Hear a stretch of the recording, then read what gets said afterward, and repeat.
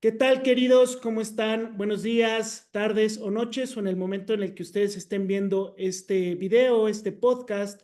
En esta ocasión, en una de nuestras charlas o encuentros con personas interesantes, personas dentro del medio de la literatura, nos hemos dado a la tarea de contactar a Javier Peña. Seguramente ustedes lo ubican por su podcast, especialmente porque yo he visto que en México tiene gran repercusión el podcast Grandes Infelices, que está produciendo junto con Blackie Books. Y actualmente yo empecé a leer su último libro, Tinta Invisible.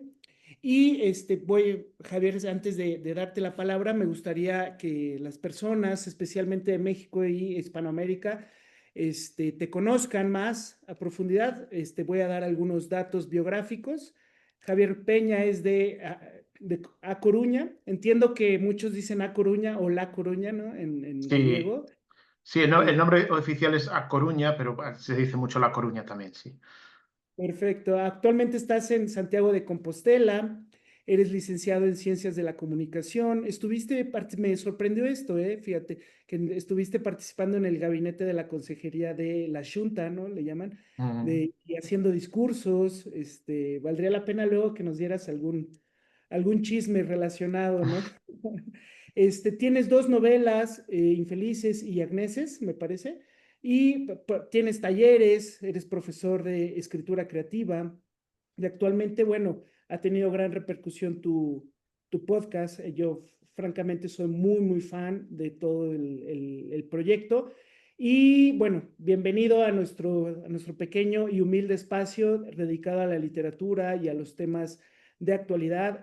¿Cómo estás, Javier? Bienvenido. Muchas gracias por invitarme y siempre un placer pues hablar con el otro lado del Atlántico, donde tengo tantos oyentes y tanto cariño que me dan siempre, ¿no? Entonces siempre para mí es un placer poder hablar con Hispanoamérica. No, el placer es nuestro, de verdad, Javier. Y bueno, ya habíamos pactado un poco sobre la temática en la que iba a rondar nuestra charla, porque, bueno, básicamente hay muchos temas que tratar porque has trabajado muchísimo sobre literatura, sobre ciertos autores, y no sé muy bien por dónde abordarla porque, pues hay tantos temas. Todos los libros y autores que citas en tu libro Tinta Invisible, pues yo básicamente los tengo trabajados. Actualmente, justo terminé a Thomas Bernhard, que lo citas mucho. Mm, ujú. Recientemente en nuestro club de lectura terminamos el diario de Catherine Mansfield, que también lo citas en tu libro. Y realmente, bueno, voy a ir poniendo, yo siempre tiro muchos comentarios y bueno, le doy al invitado su oportunidad que recoja lo que quiera y rondar un poquito la charla, ¿no?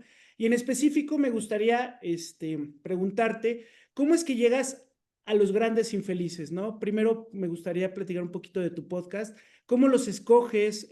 Porque entiendo que tienes una tesis que es cómo influye la vida personal de los autores en las obras, o al revés, ¿no? Cómo se influyen también otras obras en la vida de los grandes infelices. Y vemos un, unas características muy particulares en estos autores que trabajas en el podcast, que básicamente son personas pues tristes o que han terminado mal o que sus obras reflejan una vida caótica, una vida, pues no sé muy bien cómo describirla, pues triste, ¿no? ¿Cómo los escoges? Diría que es como una doble tesis, ¿no? Así aventurando, no es algo que tenga pensado, no es que diga, tengo dos tesis, pero pensándolo ahora, tal y como me lo comentas tú, hay una doble tesis. La primera es que creo que los escritores, los grandes genios, igual que todos los artistas, que todos los grandes artistas, tienen una sensibilidad especial y esto yo creo que todos lo asumimos, ¿no? Para ser un escritor, un buen escritor, un gran escritor, hay que ser sensible, hay que tener una capacidad para observar la vida, para pensar mucho, ¿no? Reflexionar sobre el sentido de la vida. Y esa sensibilidad es una palabra polisémica, ¿no? Porque tú eres sensible para la belleza, para captar la belleza y para transmitir la belleza, pero al mismo tiempo también eres sensible para sufrir más, ¿no? Entonces, más que tener vidas tristes, diría que tienen vidas sufridoras, ¿no? Que son grandes sufridores, estos grandes infelices. Eso por una parte. Y por otra parte es lo que tú comentabas, esa segunda tesis es que es imposible que la obra de cualquier autor esté separada de su vida. Y yo de eso estoy convencido, porque también soy escritor a años luz de estos de los que hablamos, pero también lo he experimentado. Y cuando tú estás viviendo un proceso de depresión, por ejemplo, o cuando tú estás viviendo un proceso de desamor, o al revés, o estás enamorándote, escribes de otra forma, los temas son otros, la forma de afrontar la vida, la forma de afrontar cualquier cosa es distinta. ¿Y cómo no va a serlo cuando escribes, que es una parte tan importante en la que te derramas tanto, ¿no? Es imposible alejar lo que escribes de lo que tú sientes. Entonces creo que uniendo esas cosas, esa sensibilidad, ese sufrimiento, está de alguna forma presente en las grandes obras de la literatura, ¿no? Es un poco esa doble tesis que marca lo que es Grandes Infelices, ¿no?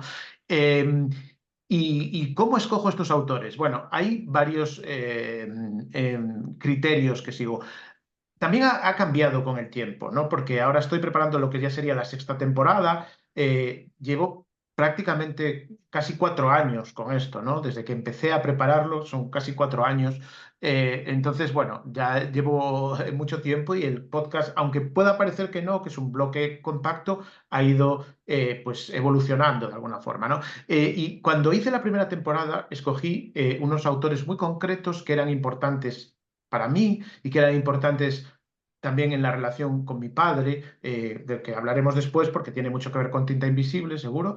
Y estos autores eran, por ejemplo, Vonnegut, que Matadero 5 es una de mis novelas preferidos, eran Patricia Highsmith, que era una de las escritoras preferidas de mi padre, era John Kennedy Toole, La Conjura de los Necios también es una obra importante para mí, Harper Lee o Perec, que también Perec es un escritor importante, ¿no? En su concepción de la novela casi como algo lúdico, ¿no? Como la parte lúdica de la literatura. Entonces eran escritores muy cercanos a mí. Y lo hice como un experimento, ¿no? Digamos, este podcast. De alguna forma, esto ya lo he contado muchas veces, pero la realidad es que yo creo el podcast porque acabo de publicar mi segunda novela, Agnes, y sé que van a pasar 3 años hasta que yo publique el próximo libro como mínimo, porque yo no tenía absolutamente ningún material y yo sé que soy una persona muy puntillosa a la hora de escribir, que yo no creo que nunca vaya a escribir un libro en 6 meses o un año, porque no. Le doy muchas vueltas a todo. Soy de estos que escribe, yo pienso mucho en escribir como en esculpir, ¿no? Pues una escultura, valga la redundancia, y en estar cincelando todo el tiempo y volver a leer y volver a retocar y esto cambiarlo de aquí, esto no, esta frase no me convence, esto tal. Entonces es un trabajo que me lleva tiempo. Entonces yo pensaba que iba a tardar pues unos 3 años, más o menos, que fue lo que tardé en sacar el siguiente libro, y hubo lectores que me dijeron, hombre, pero no nos dejes abandonados, ¿no? A tu pequeño núcleo de lectores que yo tenía en España, no nos dejes abandonados 3 años sin saber nada de ti, haz algo, ¿no? Haz algo para mantenerte en contacto con nosotros. Y ese algo fue el podcast. Y esa era la idea, ¿no? Yo tenía entonces, pues imagínate, unos 10.000 lectores en España. Y el podcast ahora mismo, pues tiene como 250.000 oyentes cada episodio, una cosa así, ¿sabes? Entonces, claro, lo que fue al principio un experimento para mantenerme en contacto con un pequeño núcleo de lectores ha ido explotando y creciendo con el boca a boca de una forma que yo nunca imaginé, ¿no? Entonces, eso ha hecho que la elección de los escritores haya ido cambiando. Una de las cosas que hago, que suelo hacer ahora, es pedirle a la gente que vote en mis redes sociales. Y, por ejemplo, la cuarta temporada fue prácticamente, o sea, 4 de los 5 escritores que se hicieron los escogió la gente.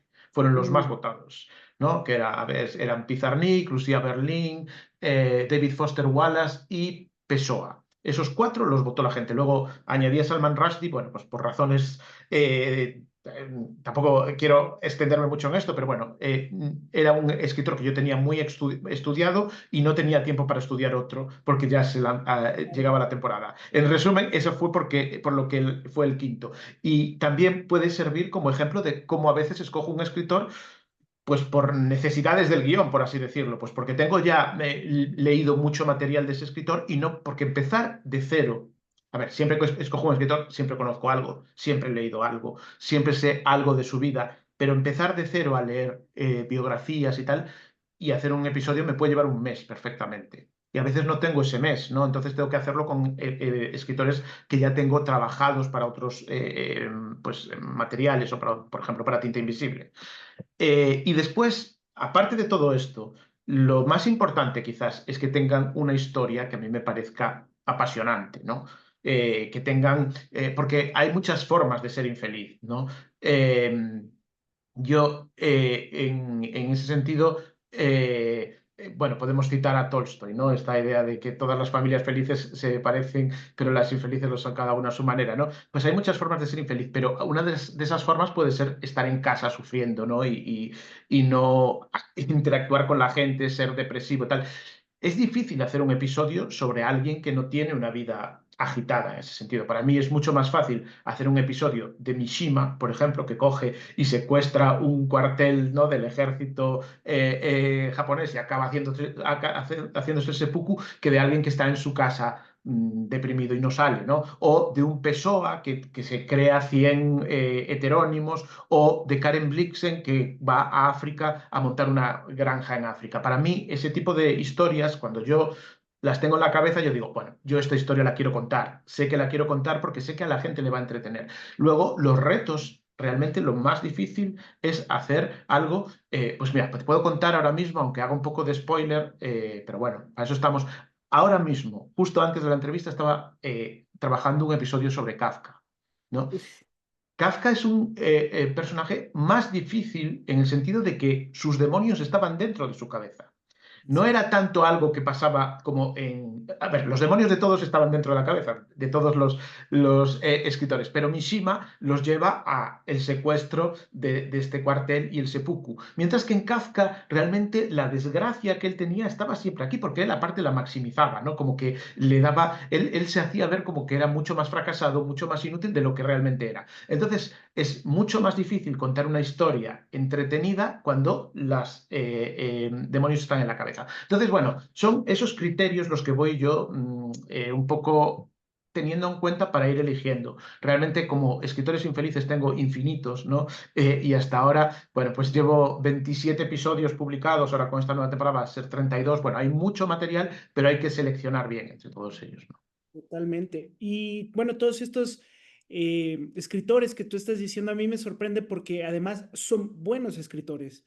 Es que eso es lo más interesante porque yo los he trabajado prácticamente a todos los que tienes en tu podcast, desde Karen Blixen y qué sé yo, Matadero 5 de Kurt Vonnegut, y todos son muy buenos escritores. Entonces, da esa sensación que yo no estoy tan de acuerdo que para ser buen escritor necesitas tener esta vida desenfrenada o caótica. Simplemente más bien pienso, y me corregirás más si estoy equivocado, más bien creo que tienen esa sensibilidad por encima de todos y además les toca vivir estas vidas infelices, ¿no? Y hice algunas anotaciones y te las quiero compartir porque también hablas sobre la vida y autor, ¿no? Últimamente estamos siempre en este debate de separar obra y autor y que francamente es posible, yo creo que hay dos tipos de autores que es posible.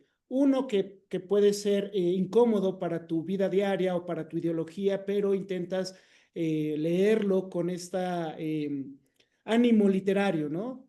Para poder leerlo. Pero por otro lado, hay ciertos autores que es casi imposible separar obra y autor, ¿no? O sea, yo lo veo sobre todo en los santos, ¿no? A mí me gusta mucho los santos, las autobiografías de santos, porque creo que los santos y ciertas personas tienen una característica muy especial. En este caso, los santos son revelados, ¿no? Supuestamente, o deberíamos de verlo de esa forma. Y entonces la vida propia de un San Agustín es interesantísima para las confesiones de que está hablando, ¿no? Entonces ahí yo creo que es casi imposible o no deberíamos de separar obra y autor, ¿no?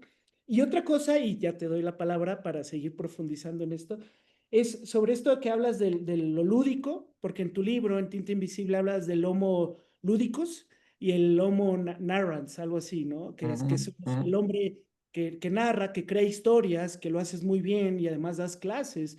Y es complicado no solamente saber la historia, sino cómo narrarla al gran público, porque hay dos cosas muy difíciles, o sea, uno que sea obviamente interesante para las personas y otra cosa es el talento que también ustedes le otorgan a la hora de narrar, ¿no? Y el otro, el homo lúdico, que es, pues que sea divertido, ¿no? Porque si no, no tiene, o que sea entretenido al menos, ¿no?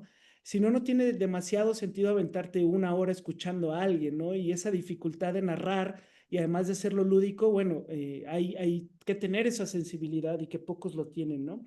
Yo te tiro esos pensamientos y bueno, lo que quieras. Sí, a ver, es que complicado centrarme. A ver, yo sí creo que los escritores tienen que tener una sensibilidad especial y eso los hace pues, más propensos al dolor, al sufrimiento. No creo que sea necesario que un escritor sea infeliz para escribir, pero sí creo que es más propenso. Pero también es cierto que muchos de estos escritores de los que hablo, prácticamente todos hasta ahora me estoy yendo un poco también al siglo XIX, pero todos eran del siglo XX. Y el siglo XX es un siglo muy especial. No es un siglo en el que hay guerras mundiales, en el que hay el holocausto, en el que hay, bueno, evidentemente la vida de un escritor actual es completamente distinto a la que podía llevar pues un Kurt Vonnegut que tuvo que ir a la Segunda Guerra Mundial y que estuvo pues prisionero de los nazis. Esto no nos suele pasar a nosotros, ¿no? Entonces, lo que nos pasa es que igual sacamos un libro y vendemos poco. Esto es nuestro gran drama o que se nos cuelga a Internet, ¿sabes? Quiero decir que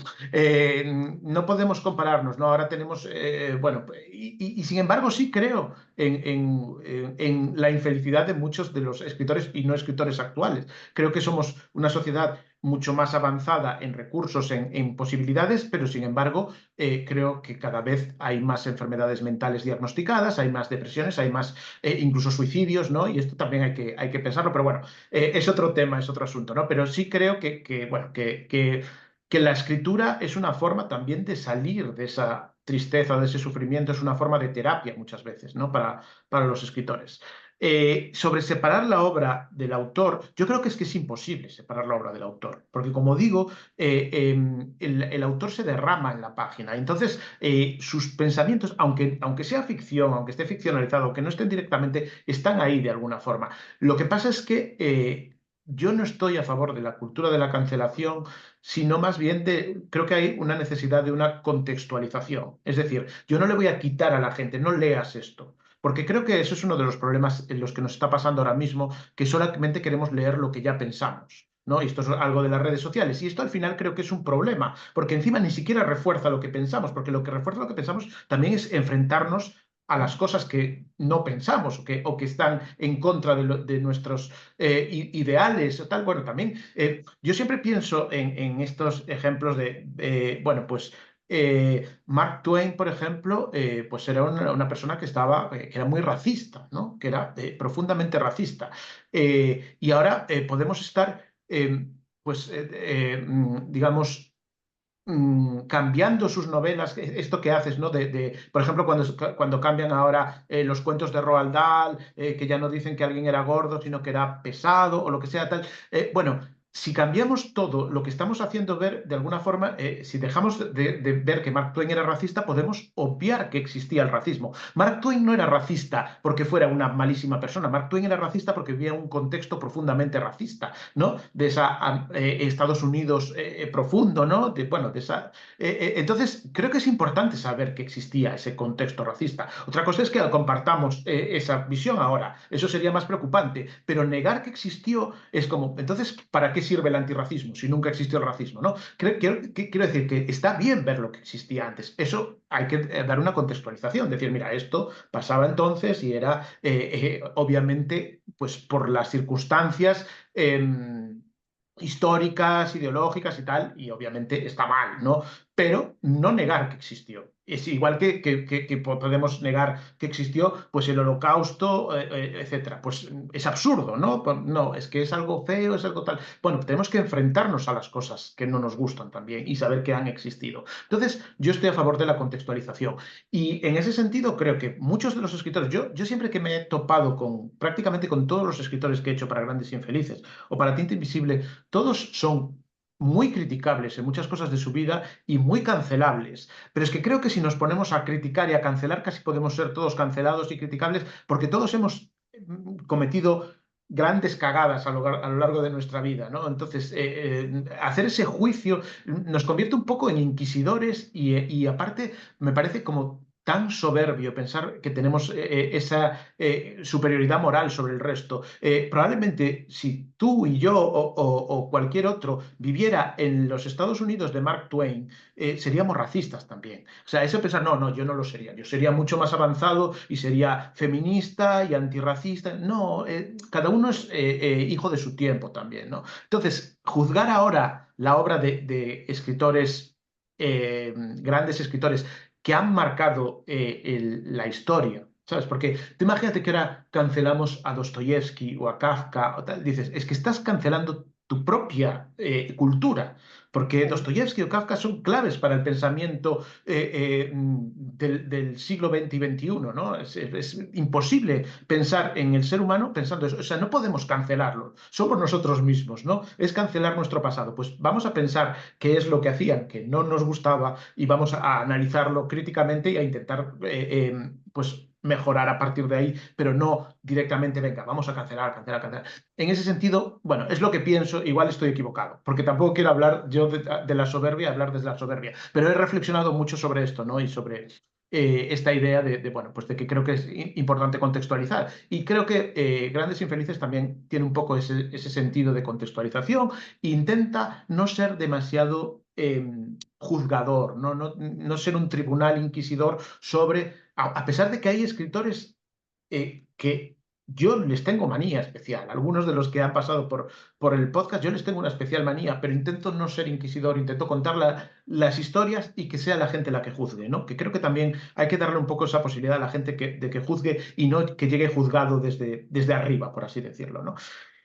Y por último, sobre el Homo narrans y el Homo ludens, ¿no? Esto que me cuentas, bueno, es que yo estoy convencido de que esa capacidad de narrar nos define como seres humanos, ¿no? Creo que hemos crecido como seres humanos y hemos crecido como especie gracias a esa capacidad de narrar que nos organiza en grandes grupos y nos ayuda a llegar a grandes logros y a grandes metas. Yo siempre, y lo digo, lo comento en el libro, ¿no? Realmente las religiones son una historia. Las religiones, las tres grandes religiones monoteístas están basadas en libros, ¿no? Son las religiones del libro. Y bueno, pues si alguien es cristiano, católico, pues tiene la Biblia, el Antiguo, el Nuevo Testamento, y son historias. Y la religión se contaba a través de historias. Y los países tienen todas sus historias, sus mitos fundacionales, sus leyendas, sus personajes históricos que tienen sus estatuas por las calles de las ciudades. O sea, son personajes de historias. Al final, aunque hayan sido personajes históricos, son historias, ¿no? Que es un poco también lo que pasa en Grandes Infelices, que yo intento que esos personajes, esos escritores que fueron de carne y hueso, sean personajes de historias también. Por eso empiezo todos los capítulos diciendo, imaginad una novela con esta trama. Pero es que esa trama necesariamente tiene personajes, ¿no? No tanto personas, sino personajes. Entonces creo que somos homo narrans. Y dentro del homo narrans, pues está el homo ludens, ¿no? Porque una narración sin la parte de diversión no es narración. En ese sentido, yo distingo mucho lo que yo hago, por ejemplo, de pues un texto académico. El texto académico está para indagar, para estudiar, para hacerlo desde otro punto distinto. Yo lo hago para formar, por una parte, ¿no? Y, bueno, esto cuando yo estudié periodismo decían que era formar, informar y entretener, ¿no? Bueno, pues de alguna forma sigue siendo lo mismo, ¿no? Creo que esa formación periodística mía tiene bastante que ver con esto, ¿no? Entonces, bueno, creo que esa parte de entretenimiento tiene que estar en la narración. Lo otro lo hace académico y está muy bien. Y lo académico a mí me sirve mucho para documentarme y lo agradezco, pero creo que para llegar a un gran público lo académico está para los estudiosos y la divulgación está para intentar llegar a un público cada vez más grande que pueda llegar a los libros de esos autores y que si se interesa mucho de los libros de esos autores pueda llegar a los textos académicos, pero que obviamente los textos académicos por definición no son para todo el mundo, sino para los estudiosos, mientras que Grandes Infelices intenta ser para todo el mundo que tiene un mínimo de interés en los libros, en la literatura o en acercarse a algún escritor nuevo. Totalmente. Y súper de acuerdo con todos estos puntos que nos estás compartiendo. Eh, Me gustaría ir brincando ahora hacia Tinta Invisible porque pues, si no nos gana el cronómetro y Cronos no perdona. Y, y además tengo algunos otros comentarios, pero en principio yo me interesé obviamente por Tinta Invisible a escucharlo después en tu podcast que estabas publicando. Y es interesante porque... eh, nos cuentas la historia de tu padre que está falleciendo, que tiene una enfermedad y te atreves a ir narrando paralelamente la historia de tu padre. Digo, es un tema delicado y además al mismo tiempo ver cómo relacionas la literatura con, con el fallecimiento de tu padre, ¿no? Y es un poco... yo siempre me pongo incómodo en ciertos momentos cuando estoy leyendo algo íntimo, por ejemplo, el diario de Catherine Mansfield, que lo acabo de leer. Es un poco incómodo porque estás leyendo algo que está en específico de Mansfield, que está destinado a la privacidad, ¿no? Y un poco, Tinta Invisible, encuentro una narración que es un poco para ti y al mismo tiempo para nosotros, ¿no? Porque utilizas este argumento y esta historia para narrarnos también historias de escritores y es un poco...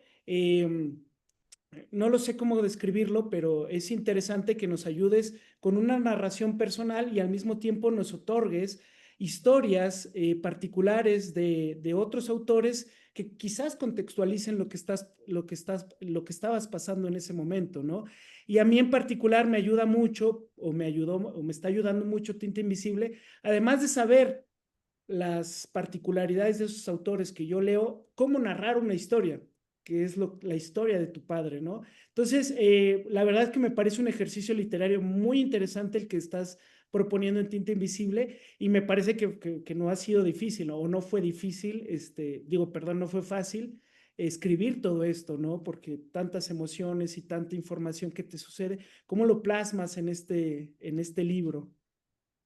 Realmente, a ver, el punto de partida de Tinta Invisible es esa enfermedad de mi padre. Cuando mi padre enferma, yo llevo prácticamente 4 años sin hablar con él.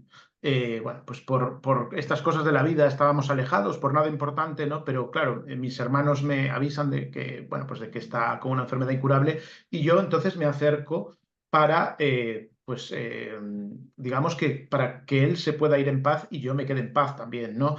Porque bueno, no había pasado nada realmente importante como para que esto, bueno, pues no, me hubiese dolido mucho que se hubiese marchado sin yo hacer las paces con él, ¿no?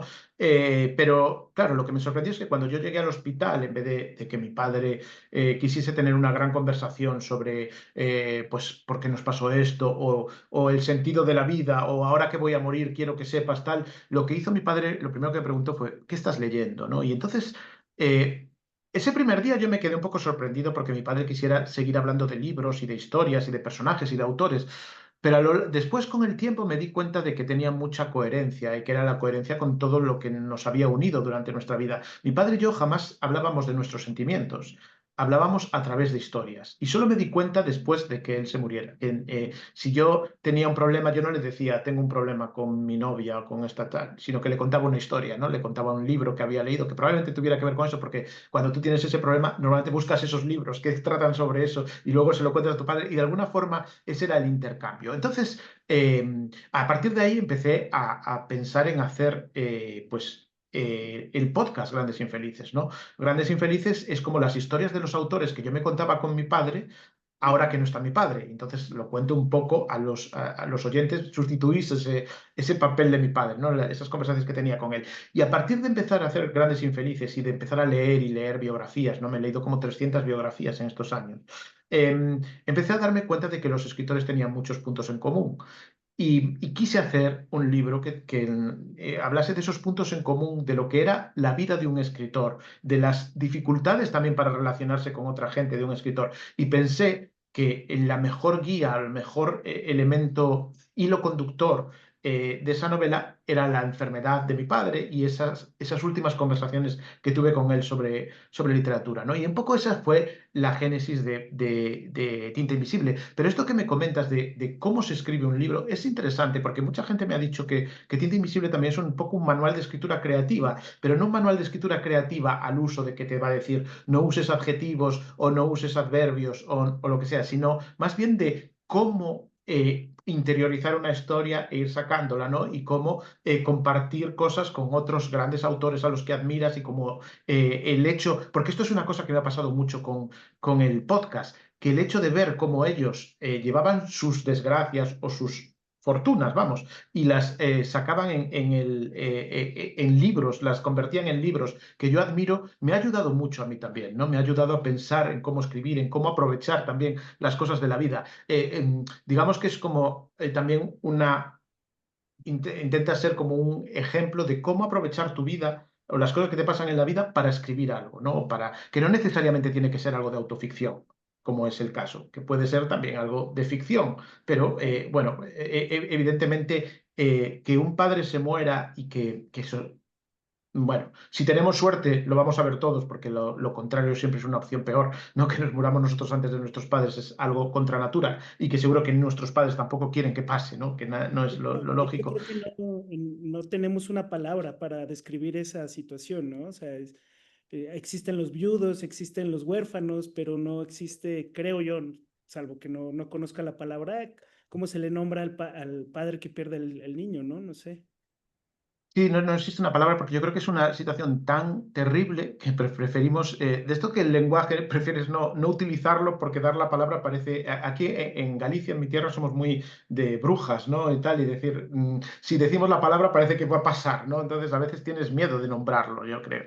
Pero realmente esta situación de la muerte del padre, y en el caso que me pasó a mí, que es como una situación, digamos, en la que está programado prácticamente, que vas viviendo estas últimas semanas y vas viéndolo decaer, es un momento muy importante en la vida, porque pasan muchas cosas por delante de ti y tal, y es un momento muy narrativo, es un momento muy literario, es un momento que de alguna forma te hace sentir esa pérdida, ese dolor, esa infancia, ese recuerdo de la infancia, esa infancia perdida de alguna forma, y creo que, bueno, de hecho está claro que, bueno, estábamos hablando eh, de Kafka, aunque Kafka es un caso que no vio morir a su padre, ¿no? Pero las relaciones entre padre e hijo son, o madre e hijo también, o padre e hija, madre e hija.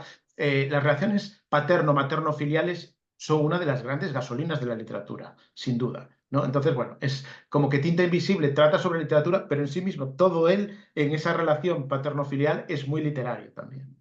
Sí, totalmente. Y la verdad es que es un gran ejercicio literario, es justo de escritura creativa, este, sinceramente, y propones muchas discusiones dentro del libro, que yo me anoté algunas cosas, mientras lo leía.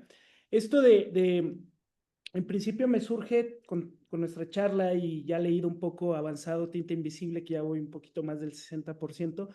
O sea, me doy cuenta que en principio el ser humano está creado por historias, por mitos, ¿no? Y yo también estoy de acuerdo en eso que propones, ¿no? O sea, nosotros hemos estado dándole vueltas a esto. ¿Cómo nos contamos nuestra historia? ¿Cómo nos contamos quién soy, ¿no? Y ¿cómo voy a defender quién soy si no conozco esta historia? Si no conozco a mi padre, si no conozco a mi madre, si no conozco a mi país, ¿no? Y en ese sentido es bien importante seguir profundizando en las historias, que lo mencionas bastante en Tinta Invisible. Y otra cosa que me gusta son las mentiras, que le dedicas una buena parte a las mentiras, porque yo me da la sensación, yo siempre digo que soy mentiroso cuando quiero hacer reír y cuento historias. Yo me gusta contar historias para hacer reír a la gente y hay veces que matizo cosas y llego a mentir y me dicen, es que no sé si estás mintiendo o es real. ¿Y qué te importa? Yo le digo, si te hizo reír. Pues ese es el objetivo. O sea, llévate lo que quieras. No veas lo que hago. Escucha lo que digo, ¿no? O sea, esta es una historia. Y me interesó eso porque además propones también, hablas de Pessoa, que también miente, ¿no? Que crea historias, crea heterónimos, crea personas diferentes para incluso debatir entre él mismo, ¿no? Entonces, eh, te propongo esa discusión también y también me interesó mucho sobre el ego, que hablas del ego, ¿no? Que yo le he escuchado a Juan Gómez Jurado por ahí que él decía mucho que el escritor no necesita, el escritor necesita el ego, es la persona individual el que necesita la humildad, el ser humilde como persona, pero no como escritor. El escritor tiene que estar orgulloso, tiene que estar exponiéndose y defendiendo su obra, y también propones esa discusión sobre el ego en los escritores, que necesitan ese ego para escribir. Si no lo tienen y no lo refuerzan, quizás pues se quedan las historias guardadas, ¿no? Si es muy humilde y muy vergonzoso, pues estas historias que pueden ser buenas historias, pues simplemente se meten en el cajón, ¿no? Entonces, te propongo estas discusiones porque son muy interesantes y profundizas en el libro.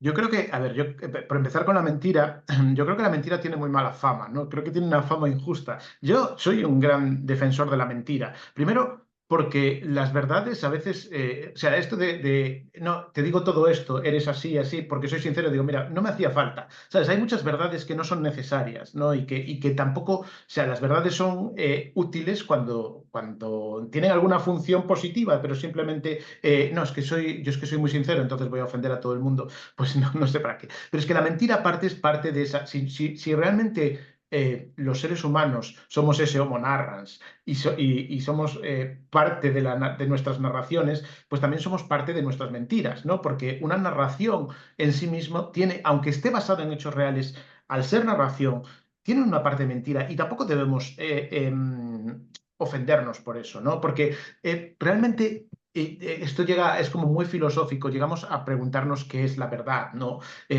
Porque algo que a mí me pasa muy a menudo es que yo igual vivo algo y luego lo recuerdo y lo comento con otra persona que ha estado conmigo y me dice, pero es que eso no pasó así. O sea, yo lo voy transformando y es que no tenemos una grabación de lo que pasó. Tu cabeza, inevitablemente, igual esa otra persona tampoco pasó como lo cree esa persona, igual pasó en un punto intermedio entre como lo creemos nosotros dos, ¿no? Entonces, ¿cuál es la verdad? ¿La verdad es lo que dice esa persona? ¿La verdad es lo que digo yo? ¿Cuál es la verdad?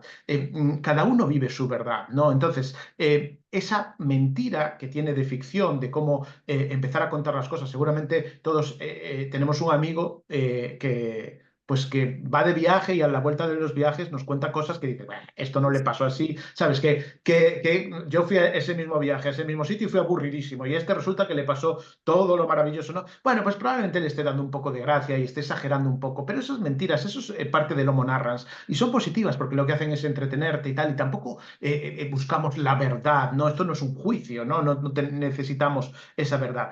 El problema de la mentira, para mí, el problema que tiene la mentira es cuando la mentira se utiliza para hacer daño a alguien, para conseguir algo de forma poco pues honesta, etcétera. Pero cuando la mentira se utiliza únicamente para entretener, para contar historias, la mentira es maravillosa. ¿Qué pasa? Que el escritor es alguien muy dotado para esa mentira maravillosa, pero el que está muy dotado para esa mentira maravillosa también está dotado para la mentira deshonesta, para la mentira que hace daño. Y normalmente al leer las biografías me doy cuenta de que suelen utilizar o solemos, me voy a meter ahí, utilizar ese don para la mentira pues, en tu propio beneficio. Ese es el problema. La mentira en sí misma no es mala, el problema es el uso que hagas de la mentira, o por lo menos yo lo veo así, ¿no? Entonces, bueno, eso en lo que respecta a la mentira. En cuanto al ego, ese es un tema complicado. Yo sí creo que los escritores tienen que tener ego, por eso, porque uno cuando enseña lo que escribe es porque cree que es bueno. O sea, no conozco este caso de nadie que diga, he escrito esto, pienso que es malísimo, toma, léelo a ver qué te parece. No, esto, aunque te digan, léelo, no me sale muy bien, es muy malo, realmente piensan que es mucho mejor de lo que te están diciendo, porque si pensaran que es indecente, no te lo enseñarían. Entonces, siempre hay ese ego. Probablemente lo rebajen diciendo, bueno, no es tan bueno, pero eso es falsa humildad, que hay mucho también dentro de los escritores, ¿no?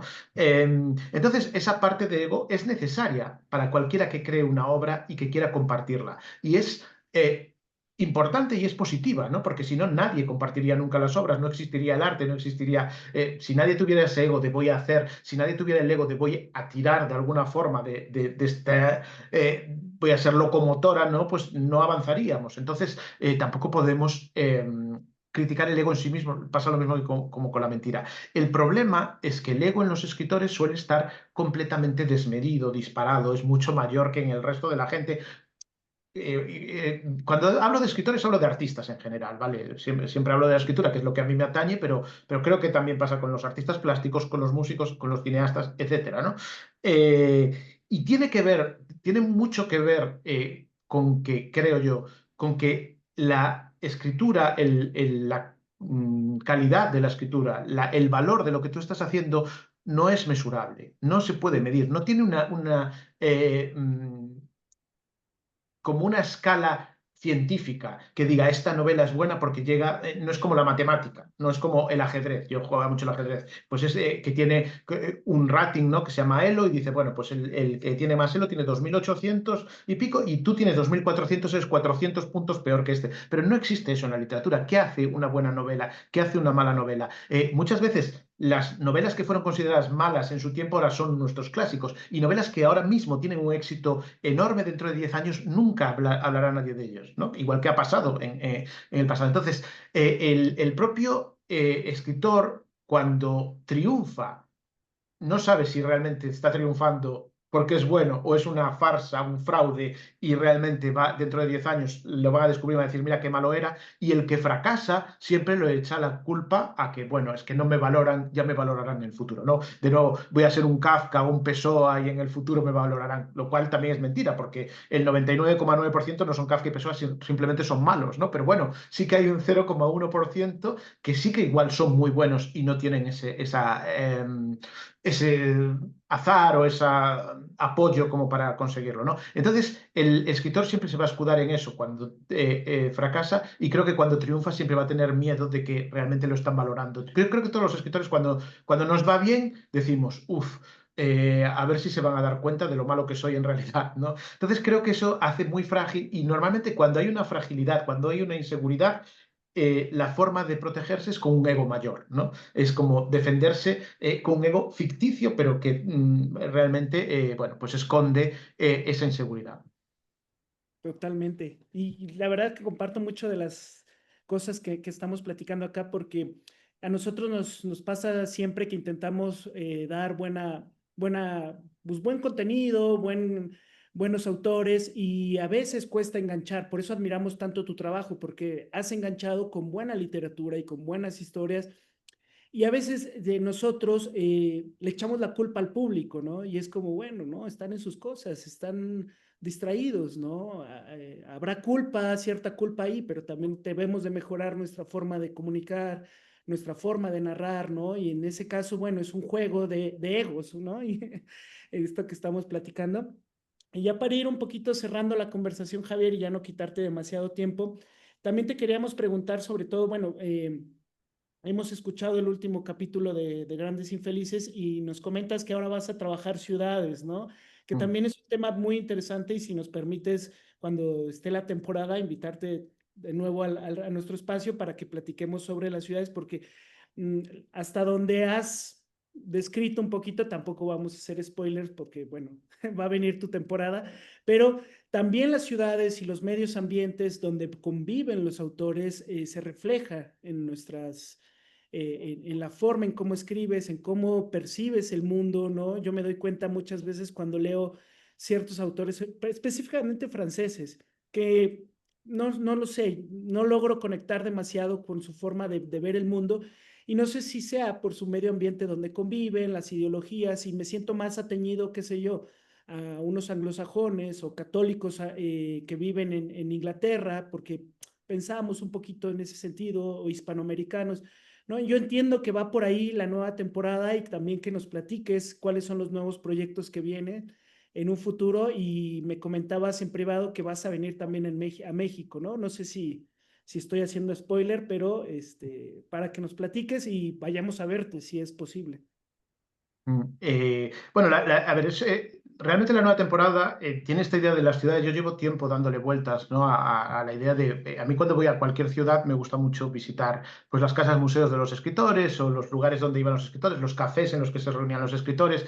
Entonces, quería hacer como una especie de cruce entre eso y un capítulo de Grandes Infelices. Pensar en un escritor concreto unido a una ciudad y en cómo, bueno, pues los ambientes de esa ciudad le influyeron y también igual con alguna tesis pues más general, ¿no? No solo los ambientes, no algo puramente turístico.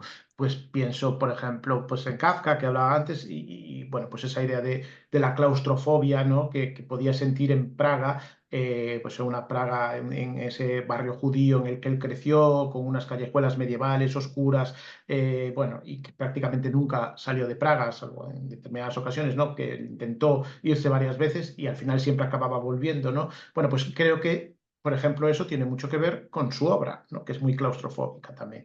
Entonces, bueno, pues ese tipo, tampoco en 45 minutos tampoco nos da tiempo a hacer mucho más, pero ese tipo de ideas, ¿no? Pues son un poco las que quiero trasladar o de alguna forma y también contando una historia como en Grandes Infelices, ¿no? O sea, quiero decir, va a seguir siendo el mismo podcast, pero bueno, con esta idea de las ciudades para darle también un poco de aire, para no repetirme, porque esto es algo que me preocupa, ¿no? El hecho de que, bueno, pues el podcast funciona muy bien, pero hasta qué punto cuando lleves, pues, no sé, 60 episodios, la gente va a decir, bueno, va, ya es lo mismo de siempre, ¿no? La historia de un infeliz, de no sé qué tal. Entonces, bueno, también me gusta pensar en este tipo de cosas que le den un poco de aire y que también me den aire a mí a la hora de la creación, ¿no? El hecho de que me motiven a hacer algo distinto, a buscar cosas distintas. También te confieso que, bueno, llevo desde enero trabajando en la temporada y ha sido abrumador el trabajo, porque claro, aparte de todas las biografías y todo esto, ahora me tengo que leer las historias de las ciudades, etcétera. O sea, realmente es como el doble de trabajo para el mismo, porque va a ser 45 minutos también, o sea, el mismo tiempo, pero es el doble de trabajo, el doble de documentación. Y a veces me pregunto, ¿por qué no habré hecho lo que ya estaba haciendo y quieres? Pero bueno, siempre es los nuevos retos, ¿no? Eh, y en eso estoy ahora. Realmente el podcast me quita mucho, mucho tiempo del año, ¿no? Es verdad que ahora estoy haciendo pues una gira por Latinoamérica para presentar el libro, bueno, pues por un poco, para consolidar también, ya que realmente en Hispanoamérica el podcast es el, se escucha más ya que en España, ¿no? Es verdad que son varios países, pero es verdad que la gran mayoría de oyentes del podcast ya está en Hispanoamérica, entonces también me gusta el hecho de poder pues, viajar, visitar, poder compartir y bueno, las experiencias que he tenido hasta ahora, he estado en Colombia y en Perú en estos meses y han sido increíbles, ¿no? Todo estar con los oyentes. También me he dado cuenta de que de alguna forma un podcast creo que une más con un oyente que un libro. Que yo me considero un escritor que hace podcast, pero noto que une más el hecho de que conozcan mi voz y de que mucha gente me dice que sepas que duermo contigo muchas noches, ¿no? Entonces, bueno, creo que eso de dormir conmigo, ¿no? El ponerse los cascos y quedarse dormido une mucho, ¿no? Y de alguna forma siento que cuando voy a los sitios la gente siente que me conoce y me tratan con una familiaridad y un cariño muy especial, ¿no? Entonces, bueno, es un poco a lo que me estoy dedicando bastante este año, al hecho de girar con el libro por Latinoamérica y me va a tocar ahora en septiembre, a principios de septiembre, ir a México, voy a participar en el Hey de Querétaro, estoy muy ilusionado, ¿no? Porque me apetece mucho.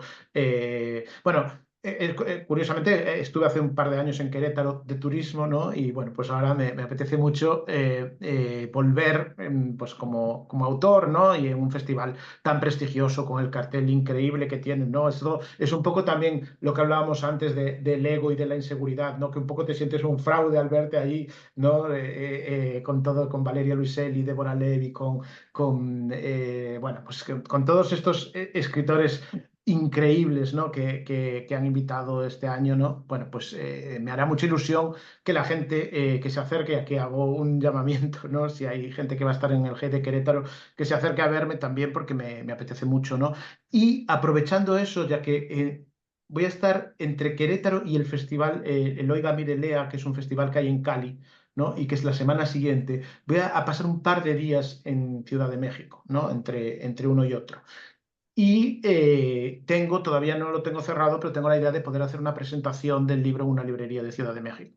De momento tengo que cerrarlo, sería como el 9 de septiembre, una cosa así. Estoy hablando con mi editorial en México, ¿no? Para poder cerrarlo, pero sí que, bueno, pues también me haría mucha ilusión que yo sé que tengo muchos oyentes en la Ciudad de México, pues poder pues conoceros en persona y poder, bueno, pues charlar un rato bueno, pues establecer esos lazos que yo creo que siempre son importantes, ¿no? En un momento como este en el que nos conocemos mucho a través pues de Sí. podcast o de conexiones online como esto, bueno, pues el contacto personal también creo que es importante, ¿no? Entonces, bueno, pues tengo mucha ilusión con eso, ¿no? Después me quedaría todavía, bueno, ahora voy a ir a Argentina en 15 días, Argentina y Uruguay, y me quedaría una visita a Chile y ya pues habré visitado los 6 países de Hispanoamérica en los que se publica el libro, que son Colombia, Perú, Argentina, Uruguay, Chile y México. Y a partir del año que viene, bueno, pues tengo nuevos proyectos relacionados con Grandes Infelices, relacionados también con Tinta Invisible, porque para mí todo este proyecto de hablar de literatura, ¿no? De estos autores, es como un proyecto común con distintas ramas, ¿no? El podcast, el libro, bueno, pues ahora vamos a hacer una tercera rama, o estamos en ello, pero voy a guardarme un poco el qué, ¿no? Pero que ojalá esta tercera rama en la que estamos ya trabajando y pensando me pueda volver a llevar a México y bueno, pues a estar con ustedes, porque la verdad es que es una de las cosas que más ilusión me hace, sin duda. No, y te recibimos con los brazos abiertos. Acá siempre, bueno, tenemos esa particularidad, ¿no? Yo siempre he dicho que somos, si no hermanos, primos, todos, y ojalá en algún momento estemos más unidos, pero bueno, de momento seguimos un poquito separados todos. Pero bueno, sin más, les recomiendo mucho que consigan Tinta Invisible de Javier Peña. Vamos a dejar todos los links de tus redes sociales en la cajita de descripción con igual el podcast. Y nada, queda la invitación abierta para cuando termine la temporada de ciudades, platicar de ciudades. Y también un comentario, porque lo platiqué en mi club de lectura que tengo. Me decían si es posible trabajar más autores de este lado. Ujú. También sería bueno. Mira, esto cuando estuve en Colombia me vine con 14 libros de autores colombianos, 14 nombres de autores colombianos. Cuando estuve en Perú con peruanos, en México, bueno, a ver, en México ya ha estado Rulfo, Elena Garro. Sé que Bolaño no es mexicano, pero tiene esa parte, ¿no? Bueno, creo que México, de hecho, de ese lado es el más trabajado, pero sí que quiero hacerlo. De hecho, incluso me planteé hacer una temporada solo de autores hispanoamericanos, ¿no? Pero hay un problema también, que antes hablábamos de cuáles eran los motivos para escoger un autor u otro. Eh, lo que sucede muchas veces es que hay autores hispanoamericanos que no tienen una biografía a la que yo pueda acudir. Yo no puedo hacer una investigación de cero. O sea, me encantaría, pues mira, te pongo un ejemplo. En las ciudades, yo quería hacer, una de las posibilidades que me manejé fue Rosario Castellanos, ¿no? Pero busqué información, busqué una biografía. Sé que ahora van a sacar algo porque estamos con el centenario, ¿no? Pero no encontré. No encontré el material, ¿no? Me pasa también pues, con María Luisa Bombal en Santiago de Chile, que busqué mucha información y tengo una pequeña biografía que se publicó, pero es una biografía de unos 80 páginas que no es yo necesito más material para hacer un podcast, ¿no? El material al que suelo acceder es bastante más amplio, ¿no? Entonces, eso me dificulta mucho. Pasa mucho, bueno, pues los anglosajones se cuidan mucho más y cuidan mucho más su literatura y prácticamente cualquier autor anglosajón tiene varias biografías y nosotros tenemos grandísimos escritores que no tienen una biografía pues publicada o tal. Es mucho más difícil acceder a ese material y eso es algo que me está pasando. Pero bueno, intentaré ir subsanándolo y también es verdad que cada vez hay más material, se van publicando biografías, se van publicando y yo intento estar al día y acceder a ellas, ¿no? Pero bueno, siempre es más complicado en ese sentido. Pero bueno, lo intentaré y prometo hacerlo, sí. No, digo yo porque también tenemos que defender lo nuestro, ¿no? Sí, por supuesto, y, También, y tenemos una literatura increíble, ¿no? Antes decías esto de no sabemos si primos o hermanos, tenemos algo que nos une increíblemente, que es el idioma, ¿no? Y eso es y la literatura, por extensión, ¿no? Y eso, bueno, pues sin duda la literatura en español es de las más importantes del mundo y a veces no le damos el valor o la importancia, pues, precisamente porque tenemos también ese hermano anglosajón comiéndolo todo, ¿no? Muchas veces, ¿no? Bueno, creo que debemos también defender lo nuestro, sin duda. pues muchas gracias, Javier, y los invito a todos visitar el trabajo de Javier. Y aquí también quería hacer un comentario y ya nada más darte el espacio para que te puedas despedir. También comentar que hay mucha gente interesada por la literatura con todos estos proyectos que tú nos estás comentando. Y a veces yo conozco muchos creadores de contenido que, pues, qué sé yo, se ponen tristes, se les cuesta, porque ven que pues no conectan con gente interesada en la literatura o en los libros, pero pues nada, animarlos, yo desde mi parte animarlos y hacer puentes y hacer grupo y hacer manada con los que tenemos gustos afines y dar la batalla, ¿no? Te doy el espacio para que puedas cerrar, les damos siempre el espacio para que nos se puedan despedir y nada, Javier, muchas gracias. Nada, muchísimas gracias, ha sido un placer la charla, la verdad.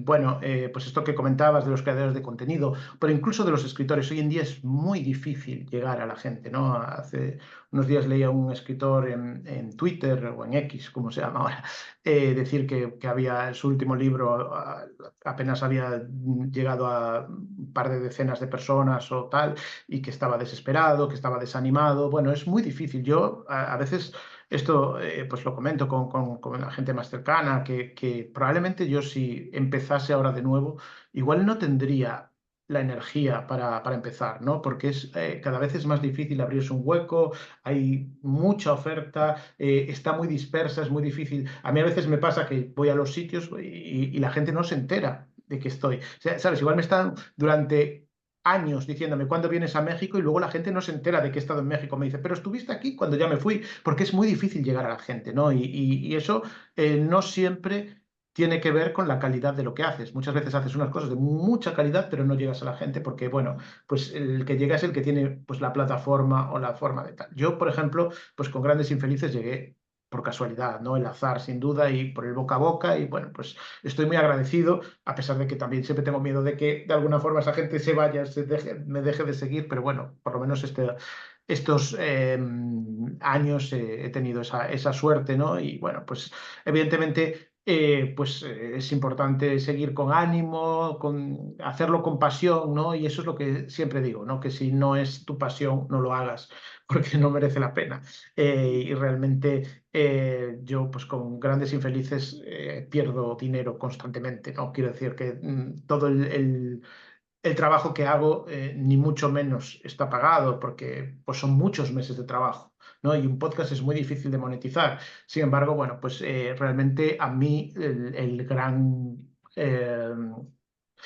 feedback que tengo es la gente, ¿no? Y muchas veces la gente que me dice que gracias a Grandes Infelices pues está volviendo a leer o que ha llegado a tal autor o a tal autora, que ha comprado tal libro, que bueno, pues que le está, esto me lo dicen a menudo, bueno, pues que tenía un bloqueo lector y que le están, Grandes Infelices le está de alguna forma llevando otra vez a su pasión por la literatura, tal. Bueno, ese creo que es el pago que tenemos, aunque, bueno, también queremos cobrar con dinero, ¿no? Eso es una de las cosas que tiene la cultura, que a veces te quedas solo con el pago de la satisfacción. Pero bueno, sí que creo que es importante que ahora mismo hagamos las cosas con pasión y con ganas, porque si no, realmente no merece la pena, ¿no? Entonces, bueno, pues si la gente sigue con ganas y con pasión, que siga, pues porque a veces no tienes 100.000 oyentes, pero tienes 500 y esos 500 son muy agradecidos, ¿no? Bueno, pues es un poco el mundo en el que vivimos actualmente y estas grandes audiencias y tal están reservados para muy pocos, ¿no? Bueno, pero eso, que hay que seguir, que la literatura y las historias siguen, nunca se acaban, como decimos en el podcast, y que, bueno, para mí son, diría que lo más importante que hay en mi vida, junto, bueno, pues con las personas a las que quiero, ¿no? Con la familia, y creo que merece la pena seguir luchando por ellas. Y nada, eso, que muchas Pues, gracias y que espero que nos veamos por México. seguro, seguro, si te pasas por acá por Ciudad de México, ahí nos vemos, seguro, Muy Javier. bien. Nada, chicos, te agradezco, Javier, que nos hayas dedicado tanto tiempo y les agradezco muchísimo. Gracias.